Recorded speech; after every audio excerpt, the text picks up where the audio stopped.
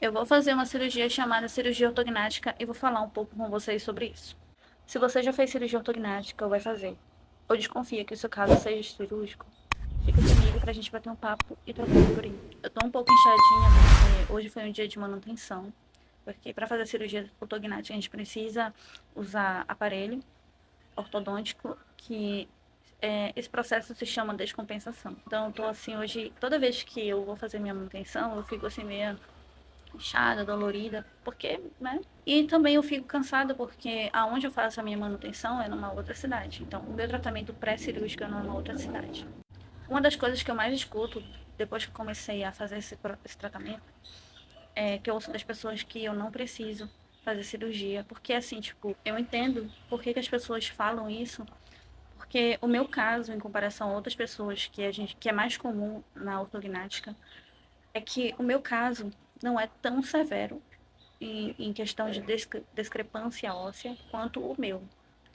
Mas isso não significa que casos como o meu também não precisam ser resolvidos com cirurgia. Então é importante esclarecer que existem muitos casos.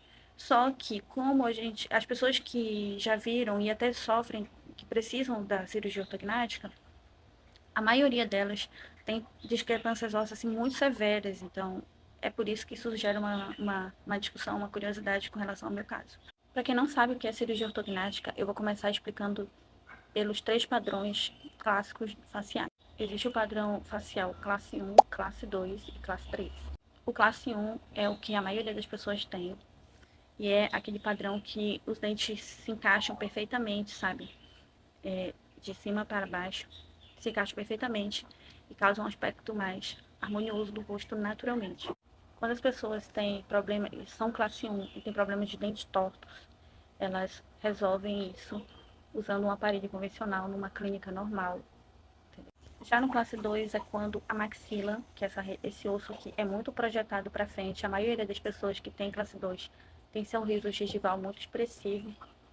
E isso mexe não só com a autoestima, com a harmonia da face, como também com problemas funcionais. Já no classe 3, a, a mandíbula já é muito projetada para frente. E na maioria das pessoas que tem classe 3, por essa projeção ser tão forte da mandíbula, os dentes da frente acabam ficando para frente e os de cima ficando para trás, deixando o aspecto totalmente desproporcional no rosto. Antes de eu fazer esse tratamento que é para minha cirurgia, eu fazia um tratamento numa clínica normal. Só que eu não sabia que meu caso era cirúrgico. Eu sabia que eu tinha algum problema, mas eu achava, na minha visão, que resolveria indo numa clínica. Porque eu não tinha só queixas, assim, tipo, com relação à harmonia do meu sorriso, mas eu também tinha queixas com relação à funcionalidade e respiração. Então, nessa época, antes desse meu tratamento atual, numa clínica normal, eu entrei lá, classificada como classe 3. Então, a minha mandíbula era muito, muito projetada para frente, ao ponto desses dentes de baixo ficarem muito projetados. Eu usei esse aparelho por 7 anos e eu consegui ir para o classe 1.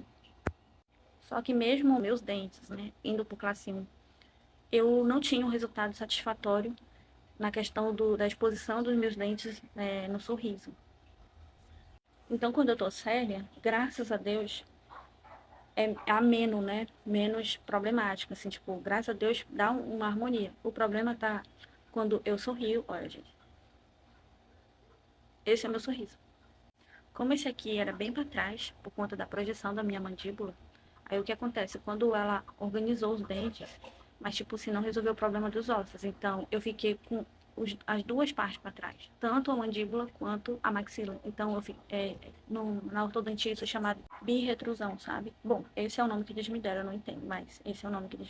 A doutora lá da clínica, sem ser onde eu estou fazendo agora, que fez o meu tratamento, ela fez um excelente trabalho na questão da competência dela, que é a ortodontia, de encaixar os dentes. Isso aí ela fez um trabalho impecável.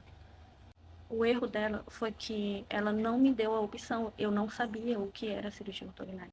E por eu não ter tido essa informação desde o início, eu fiz todo o tratamento por 7 anos.